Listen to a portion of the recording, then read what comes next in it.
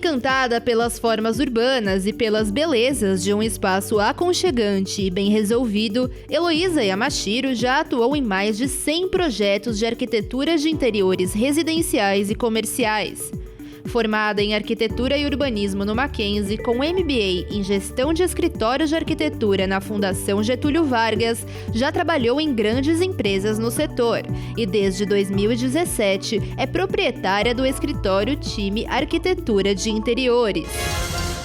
Muito boa noite, meu amigo, minha amiga. O nosso encontro de final de noite, programa Ponto de Equilíbrio. Você perdeu algum programa? Você gostaria de assistir novamente algum programa? Basta acessar nosso canal no YouTube. Você está vendo agora, ali você vai encontrar todos os programas já veiculados. Basta você acessar, escolher o programa, identificar o programa que você quer assistir novamente ou que perdeu e gostaria de assistir, você encontra nesse nosso canal no YouTube. E também você pode participar dando sua opinião, sua crítica, sua sugestão através das redes sociais, tanto no Facebook como também no Instagram, os dois aparecendo agora na sua tela. O programa é sempre feito pensando em você.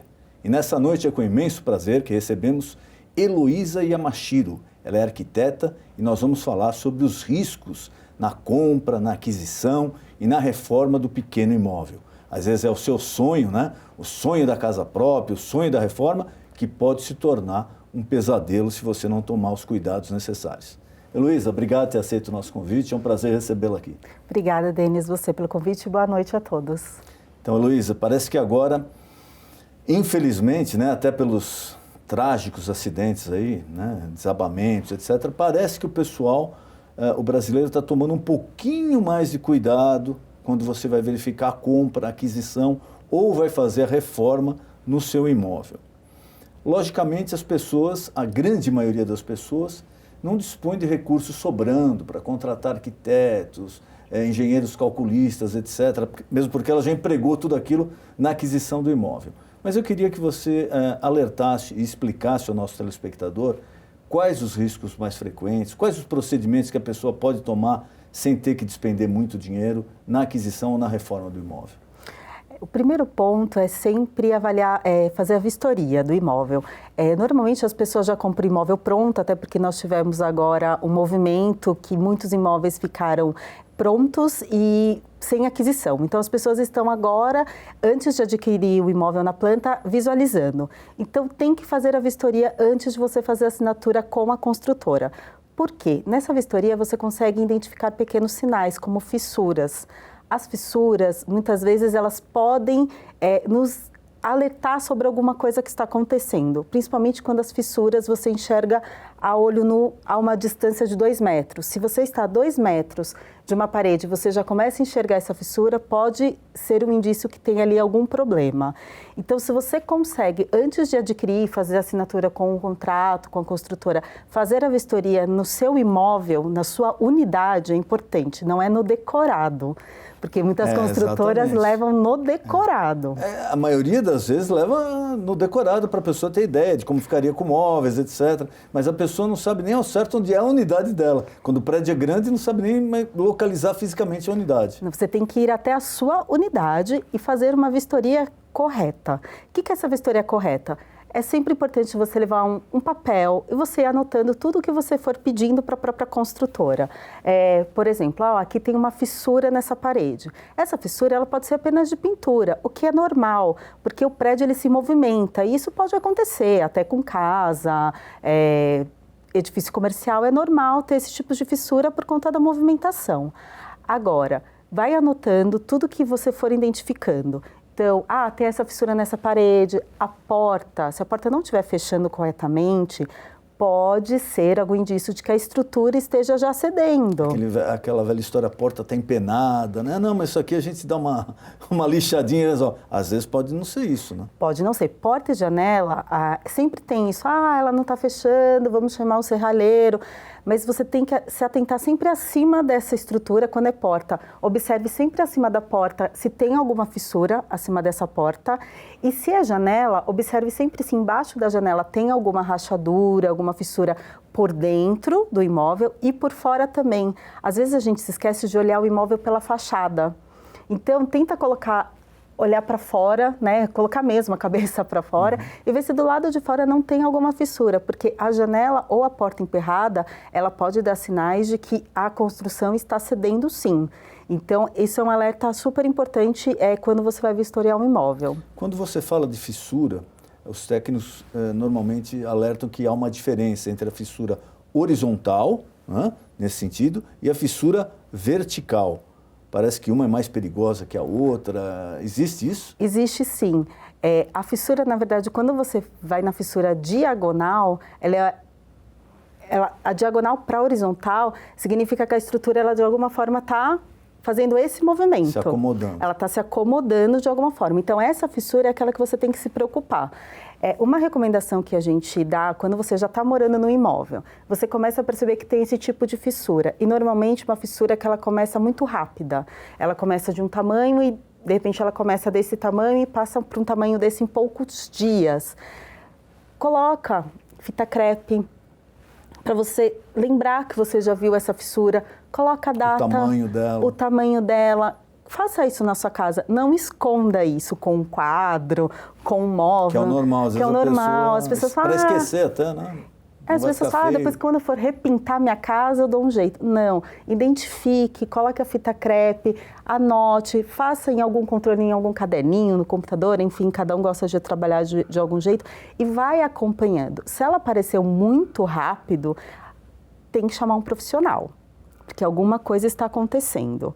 Uma fissura normal de movimentação do prédio, ela vai acontecendo aos poucos, né? Então, vai tendo a movimentação normal da estrutura e a fissura vai aparecendo aos poucos. Quando ela é muito rápida, tem que ficar atento.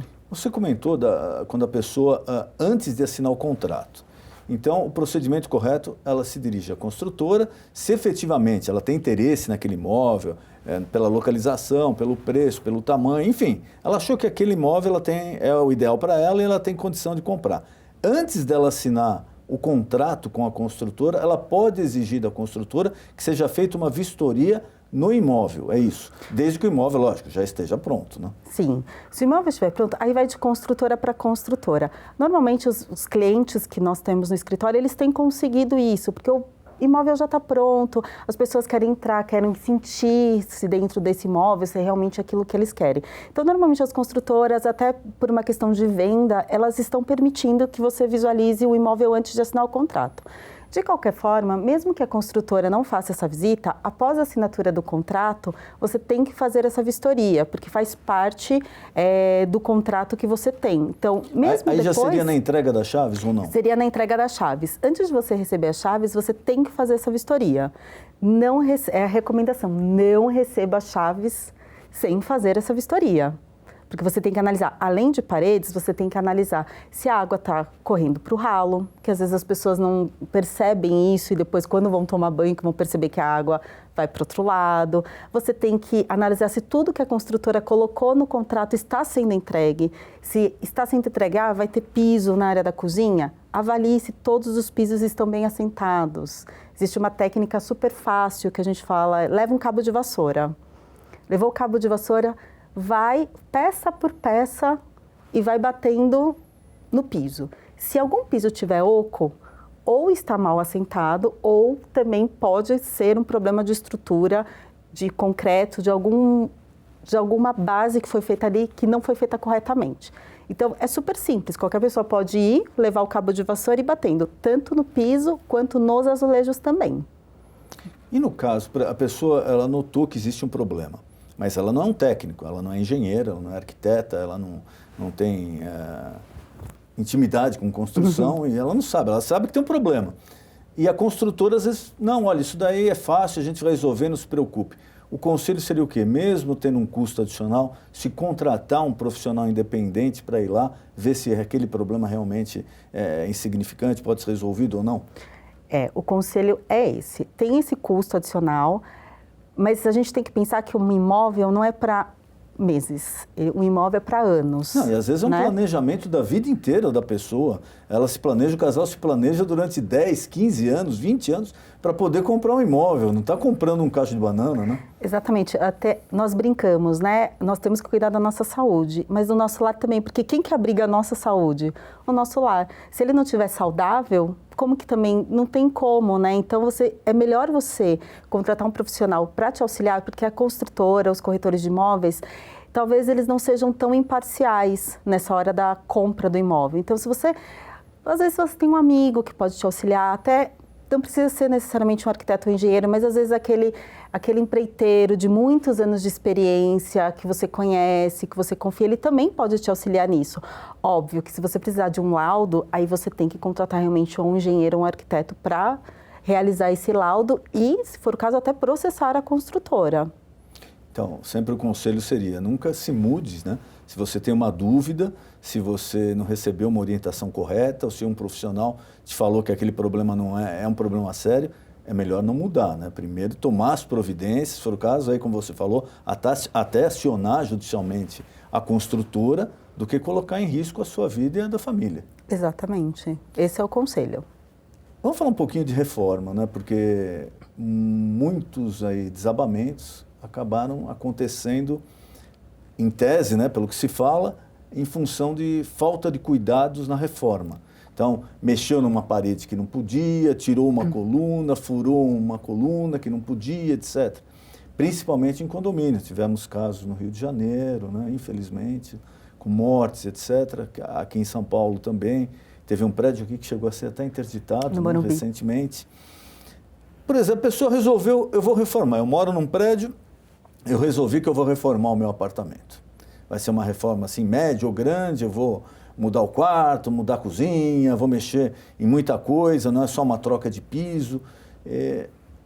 O ideal seria, lógico, hoje os prédios estão exigindo, inclusive, né, o atestado para poder fazer essa reforma, mas para a pessoa não se surpreender, passo a passo, se ela decidiu fazer uma reforma, como ela deve proceder perante o prédio e perante quem ela contrata para fazer essa reforma?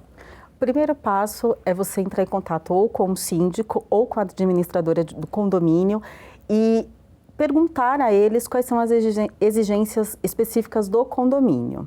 Junto com isso, o ideal é você também questionar se eles têm a planta estrutural do condomínio, porque exatamente para você identificar quais paredes você pode tirar ou não. Hoje em dia nós temos uma construção chamada alvenaria estrutural, onde os prédios eles já são construídos e a própria estrutura é a alvenaria. Então não existe mais aquele tradicional, né? Pilar, viga e laje. A própria alvenaria já é o fechamento e já é a estrutura. Então você não pode tirar nada. Então você tem que questionar o síndico ou a administradora do condomínio qual é o tipo de estrutura que você tem no seu imóvel. Isso seria, assim, popularmente falando, seria a planta do prédio. A planta do prédio. Para a pessoa olhar, essa parede eu posso mexer, essa eu não posso, aquilo eu não posso cortar lá, isso eu posso cortar até tal altura. Isso tudo está na planta do prédio que o síndico ou a administradora devem ter. Eles devem ter. E aí, o que acontece? Até para o trabalho do arquiteto, para facilitar, ou do engenheiro, assim que ele tem essas informações, é mais fácil também dele projetar, porque senão ele vai projetar uma coisa que depois não pode ser executada. Então, o primeiro passo é você conversar com a administradora ou com o síndico. Quais são os pontos que eu posso fazer, onde eu posso mexer, se eu posso mudar ponto de hidráulica, se eu posso mudar ponto de elétrica, porque, por exemplo, em alvenaria estrutural, ponto de elétrica é também algo bem complicado que você não pode mexer por dentro de parede. Então, você precisa ter essas informações do condomínio antes de começar a reformar. E, junto com isso, questionar quais são as documentações necessárias para a reforma, que são aquilo que você comentou, né? São os laudos, as anotações necessárias, onde o engenheiro ou arquiteto estará assinando para resguardar todos, na verdade, a gente fala.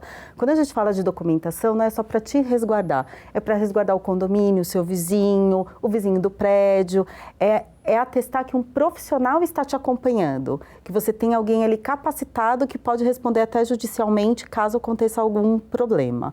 Esse é o primeiro ponto, você procurar o condomínio para saber o que vai ser feito. O segundo ponto é contratar realmente um arquiteto ou engenheiro para fazer o projeto. Em casos muito complexos, o ideal é você ter um engenheiro estrutural que pode avaliar a estrutura do prédio atual. Algum exemplo, você vai colocar uma banheira. Não veio banheira na época. Não foi projetado para aquilo. Não foi. Então você precisa de um engenheiro estrutural porque você tem o peso da água. Aquário. Aquário é um peso muito grande. E é uma coisa que realmente as pessoas não atentam para isso, né? Não. Um aquário. Qual o problema vai ter aquário? A água pesa e pesa muito, né? Muito. Então, aquário, onde vai ser colocado esse aquário? E onde que eu posso, dentro dessa estrutura, colocar esse aquário? Vai ser necessário algum reforço estrutural? Não vai? Isso é muito importante. São pequenos pontos que você vai agregando ao seu projeto básico, né? O projeto básico, realmente você contrata um arquiteto engenheiro e depois você vai pegando os profissionais específicos para cada situação. Então, esse é o segundo ponto. Contrate um profissional para te auxiliar. O terceiro ponto é, sim, envie documentação para o condomínio. Tem condomínios ainda hoje que não pedem as documentações necessárias segundo a NBR 16.280. Quais são esses documentos que hoje a legislação exige para se proceder uma reforma, principalmente se tratando de condomínio? Primeiro é o plano de reformas. Esse plano de reformas, ele é um memorial de como a situação do imóvel está atualmente e como ela está e como ela ficará, na verdade. Então, ela tem que constar fotos de como o imóvel está, condições da elétrica, condições da hidráulica, condições de piso, condições de parede, e tem que constar qual é o escopo que vai ser executado. Se vai ser só pintura, se vai ser troca de piso, se vai ser, como que vai ser feita essa troca, se você vai assentar piso sobre piso. Se for piso sobre piso, existe um acréscimo de peso na estrutura. Que também é perigoso. Também é perigoso. Para isso, você precisa de um engenheiro para calcular, um engenheiro estrutural para calcular se esse peso não vai afetar o edifício como um todo. Lá vai estar constando o cronograma também. Por que o cronograma é importante? Porque você tem impacto nos vizinhos, de barulho principalmente, de incômodo. Às vezes em edifícios comerciais você tem um psicólogo que atende no condomínio, então você não pode fazer obra de dia, somente à noite. No residencial, ao contrário. No residencial, ao contrário. Então tudo tem que estar bem descrito. Esse é o primeiro documento que se providencia. O segundo é ou registro de responsabilidade técnica ou anotação de responsabilidade técnica. Um é emitido pelo CREA, que é dos engenheiros, e outro pelo CAL, dos arquitetos. Dependendo do tipo de serviço, só pode ser engenheiro, como comentei, de um aquário, de uma inclusão de banheira. Isso tem que ser feito por um engenheiro. O arquiteto, ele vai mais numa situação menos estrutural. Então, se for feito somente uma pintura, uma remoção simples de parede, de vedação, isso o arquiteto ele consegue emitir também esse registro. Uma vez, isso tudo, né? Lembrando, não adianta você fazer com a obra em curso, né? Em andamento, você tem que tomar essa providência antes, porque principalmente se você mora em condomínio, você não está colocando em risco só a sua vida ou da sua família. Você está colocando em risco, às vezes, o prédio inteiro, o vizinho do lado, de um outro, atrás, da frente, porque é uma estrutura grande, às vezes de 10, 15, 20 andares, e que pode causar um dano ali irreversível para o prédio. Então, primeiro é tomar o cuidado. Mas é muita burocracia. Mas o dia de amanhã você pode responder processos, né, de valor elevado, que se você não tiver essa documentação em mãos para provar que você, né, tomou os cuidados necessários, você vai gastar muito mais do que você gastou na reforma, pagando dano aos vizinhos, né, aos moradores do edifício. Sim, e o síndico, ele responde também criminalmente sobre isso. Então aí atenção, você que é síndico, tá? Não é só você que é síndico, você tem a sua responsabilidade civil também se acontecer um acidente. Por quê? É uma obrigação sua, né, como administrador do prédio, exigir do morador do condômino que te apresente essa documentação antes do início da obra, é isso, né? Exatamente. E é importante, se você é síndico e você não tem o conhecimento técnico, contrate um profissional para te auxiliar. Então, exige os projetos do arquiteto, do engenheiro, do que vai ser executado, tipo de material, tudo isso é para resguardar a todos. Né? O condomínio ele é formado por muitas pessoas, então você está resguardando todo mundo. Então, o síndico, se ele não tem o conhecimento, contrate também um profissional que ele vai, com certeza, te ajudar nesse processo. E não é um processo rápido. Tem condomínios hoje que demora de 15 a 20 dias para dar um retorno. E eu acho isso correto, porque quer dizer que eles estão fazendo um trabalho correto de análise e de viabilidade se a sua reforma vai ser executada ou não. Esses acidentes que ocorreram ultimamente, foram mais em função do quê? De se mexer numa parede que não podia mexer, de se retirar uma viga, de falta de cuidado no geral? O que aconteceu na maioria dos casos? A maioria dos casos é falta de fiscalização. Esse ressentimento do Rio de Janeiro já é um problema antes, né, da construção. Antes de você construir qualquer edificação, vamos falar de uma casa. Quando você contrata alguém para fazer uma casa, você tem que fazer a análise do terreno. Então, você tem que fazer a sondagem, você tem que fazer a terraplanagem, você tem vários fatores, várias etapazinhas antes de subir o prédio. E quando você não tem uma fiscalização dos órgãos competentes, a probabilidade de você ter acidente é muito maior. Quando você já tem um edifício pronto, como foi o caso recentemente do Morumbi, que ele foi interditado... Mas desculpe, esse caso do Rio, então, já era um problema estrutural da construção do edifício? Sim, muito provavelmente. Então, acho que de muitos anos, porque o prédio era velho já, né? Não era um prédio novo. Sim, provavelmente. Tudo pode acontecer já nesse processo da construção. Depois, quando o edifício está pronto, você tem as reformas. Cada um faz de um jeito, do jeito que quiser. Você tira uma parede, um tira uma parede, outro tira outra parede, um fura uma viga, outro tira uma coluna. E aí a construção ela vai como se fosse assim, né? Um tira aqui e vai cedendo aqui, outro tira aqui e vai cedendo ali. Chega uma hora que pode ceder tudo. Isso você só consegue avaliar, lógico, depois com um laudo de engenheiro, de onde começou esse desmoronamento. E aí você consegue avaliar se foi na parte estrutural de baixo, se já foi desde a construção, se foram feitas as fundações corretas, ou se foi realmente nessa situação da reforma, onde as pessoas começaram a tirar paredes, colunas, sem o devido acompanhamento e sem a orientação correta. Então, existe a situação, sim, da construção não ter sido feita corretamente desde o início, existe, sim, a situação de que cada um vai e começa a fazer da forma que quiser. Mas eu sempre falo, o edifício vai dando sinais. A gente que não repara nos sinais que ele vai dando. Vai dando os avisos. Ele vai dando aviso, ele vai dando pequenos alertas. Os alertas começam com fissuras. As fissuras são os nossos maiores alertas. Fissuras, porta emperrada, janela emperrada. Se o piso está oco, também é outro alerta. Sabe quando você vai andando no piso de porcelanata, o barulho fica diferente. Pode não ser só mau assentamento, pode ser um probleminha ali de que a estrutura já está cedendo. Aí você tem que tirar esse piso, chamar um pedreiro, alguém para tirar esse piso e ver o que está acontecendo ali naquela camada de baixo.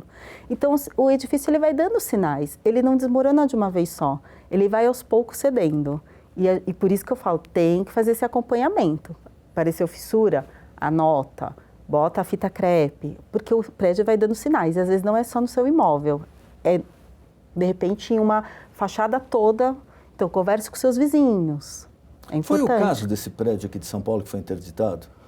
O do Morumbi? Exato. Eu não sei especificamente se foi o caso dele, né? Eu não cheguei a fundo sobre o caso dele. Mas muitos moradores reclamavam da mesma coisa, né? Então, aí muitos moradores, isso eu fui a fundo que muitos moradores reclamaram e nada tinha sido feito, até a Defesa Civil interditar. Quando não é nada feito dentro de um condomínio, por exemplo, você aciona a administradora, você aciona o síndico e nada é feito, você não vê evolução, chama a Defesa Civil. A Defesa Civil vai intervir e vai interditar o prédio. Então, olha, isso daí é importante para você. Se de repente você está num condomínio, mora num condomínio, que você já notou esses sintomas, né, que você falou, fissura, a porta não fecha, a janela está torta, o piso está com barulho diferente, ou você escutou já algum barulho, algum estalo, alguma coisa, você comunicou ao síndico, não aconteceu nada. Você comunicou à construtora, não aconteceu nada, caminha então Defesa Civil.